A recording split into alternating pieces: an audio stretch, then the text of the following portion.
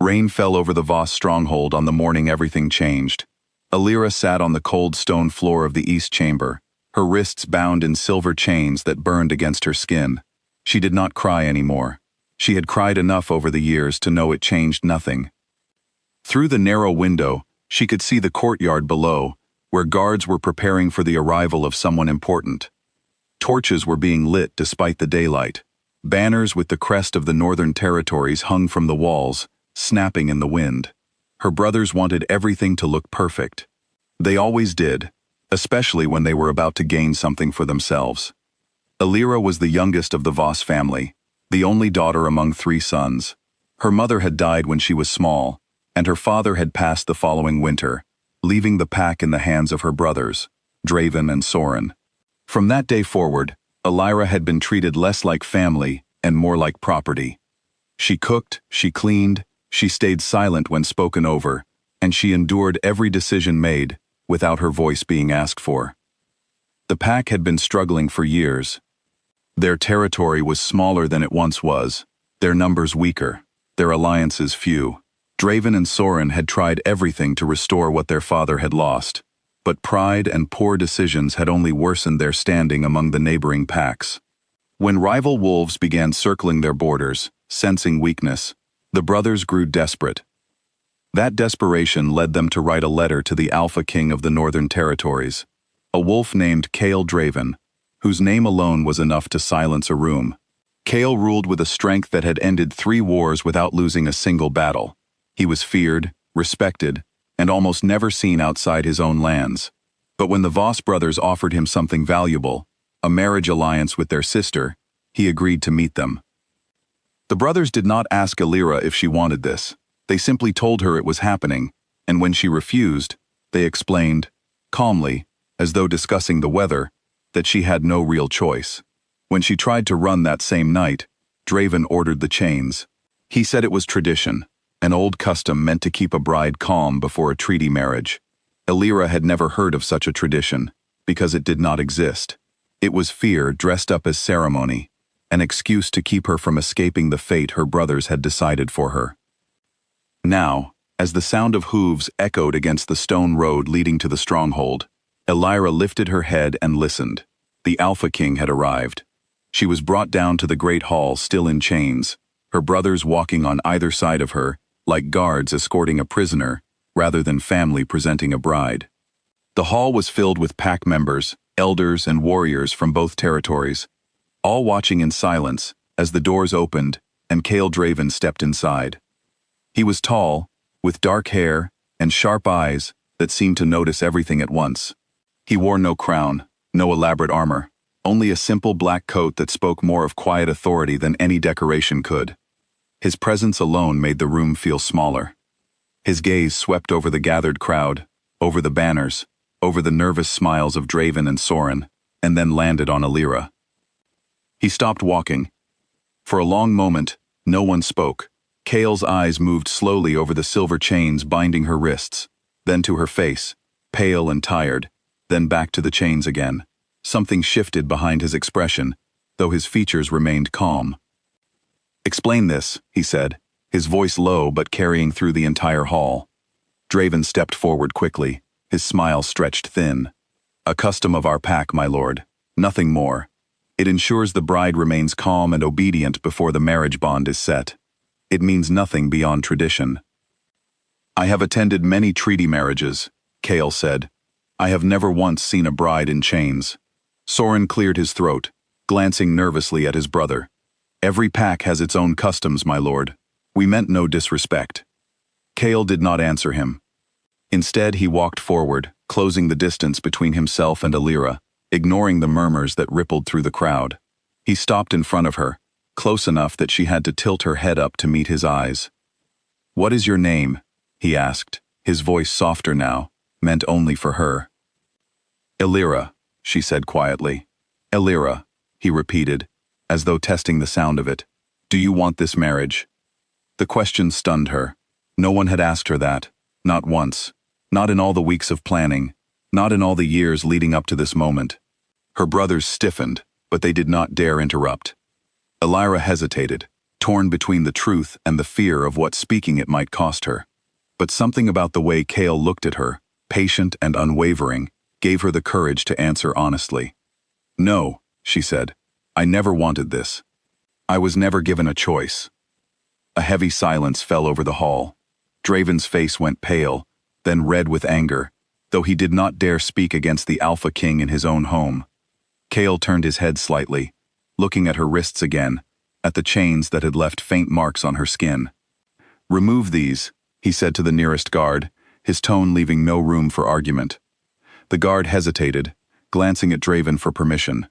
Draven's jaw tightened, but under Cale's stare, he gave a stiff nod. Moments later, the chains fell away, clattering to the stone floor. Alira rubbed her wrists slowly, still in shock at what was happening. Cale turned to face Draven and Soren, his expression now unreadable, but there was something dangerous simmering beneath his calm exterior. "You asked me here to sign a treaty binding my territory to yours through marriage," Cale said. "You told me this alliance was built on mutual respect and willingness. Instead, I find your sister chained like a prisoner in her own home, forced into a bond she never agreed to." "My lord, please," Draven began, his voice tight with panic. "The arrangement still stands. The terms remain the same. She will make an excellent wife, loyal and—" "Loyalty cannot be forced," Cale interrupted, "and a marriage built on chains is no alliance at all. It is a cage with two names attached to it." He turned and walked toward the table where the treaty scroll lay, its wax seal already broken in preparation for signing. He picked it up, unrolling it slowly, his eyes scanning the words written by men who had never once considered the woman they were trading away. Then, without hesitation, he tore it in half. Gasps echoed through the hall. Soren took a step forward, his hand twitching toward his side, but the warriors who had arrived with Cale shifted immediately, a silent warning that stopped him in his tracks. "This treaty is void," Cale declared, his voice carrying across the stunned silence. "I will not build peace between our territories on the suffering of an innocent woman. If you wish for protection, you will earn it through honesty and respect, not through chains and lies." Draven's composure finally cracked. "You cannot simply refuse the alliance. Our pack needs this protection. Without it, we will fall to the wolves at our borders. That is a consequence of your own actions," Cale said, "not mine to fix through cruelty." He turned back to Alira, his expression softening once more. "You are free. No one here will force you into anything again." Alira stared at him, unable to fully believe the words she was hearing. Freedom had always felt like a distant idea, something other people had, not something meant for her. She glanced at her brothers, expecting anger, expecting punishment. But for the first time in years, she realized they had no power to stop what was happening. Not with the Alpha King standing beside her, not with his warriors filling the hall. "What happens now?" she asked quietly. Cale considered the question for a moment. "That depends on what you want. I offer you the protection of my territory, without condition, without obligation. You do not have to return to a place that has caused you harm. You may build a life there, free from fear, and choose your own path." Alira looked around the hall one final time, at the brothers who had never once treated her like family, at the walls that had felt more like a prison than a home. She thought about the years of silence, the years of being told her voice did not matter. And then she looked at Cale, a stranger who, within moments of meeting her, had done more to protect her than her own blood ever had. "I would like that," she said. "I would like to leave." A murmur spread through the crowd, some in shock, some in quiet approval. Draven opened his mouth to argue again, but Cale's sharp glance silenced him instantly. "This pack will answer for its treatment of her," Cale said, addressing the elders now, rather than the brothers themselves. "Until proper amends are made, all ties between our territories are severed. No trade, no alliance, no protection." The elders exchanged worried glances, understanding the weight of what had just been decided. Without the Alpha King's support, their pack's survival looked bleaker than ever. But Cale showed no sign of reconsidering. He had made his decision, and it was final. Alira walked beside him as they left the hall, stepping out into the courtyard where the rain had finally stopped, leaving the air clean and cool. She paused for a moment at the gates, looking back at the home that had never truly felt like one. "Are you certain about this?" Cale asked, watching her carefully. "You do not have to decide anything else today. There is no pressure, no expectation. You may take whatever time you need." Elira met his eyes, feeling something unfamiliar stir within her, something like hope. "I have spent my whole life being told what to do, who to be, who to marry. For once, I want to choose for myself." Cale nodded, a small, genuine smile touching his lips. "Then choose freely. I will not rush you, and I will not pressure you into anything you do not want." They walked together toward the carriage, waiting beyond the gates, the warriors falling into formation around them. As they passed through the stronghold's entrance, Elira felt the weight that had pressed on her chest for years begin to lift, replaced slowly by something lighter, something like possibility. Weeks passed after that day. Elira settled into the Northern Territories, given her own quarters, her own freedom, and time to heal from years of neglect. Cale kept his word, never pressuring her, never expecting anything from her that she did not offer willingly. Instead, he checked on her often, spoke with her patiently, listened when she needed to talk, and gave her space when she needed silence. Slowly, Elira began to trust again. She learned the names of the people around her, walked freely through gardens she had never imagined existing, and spoke without fear of punishment for the first time in her life. And in that freedom, she found herself drawn to Cale, not out of obligation, not out of fear, but out of genuine understanding and respect. One evening, as the sun set over the northern hills, Elira found Cale standing near the edge of the training grounds, watching the sky change colors above the mountains. "I never thanked you," she said, approaching him quietly, "for what you did that day." "You do not need to thank me," Cale replied. "No one should have to endure what you went through." "Still," she said, "you gave me something no one else ever did, a choice." Cale turned to face her fully. "And what have you chosen, now that the choice is truly yours?"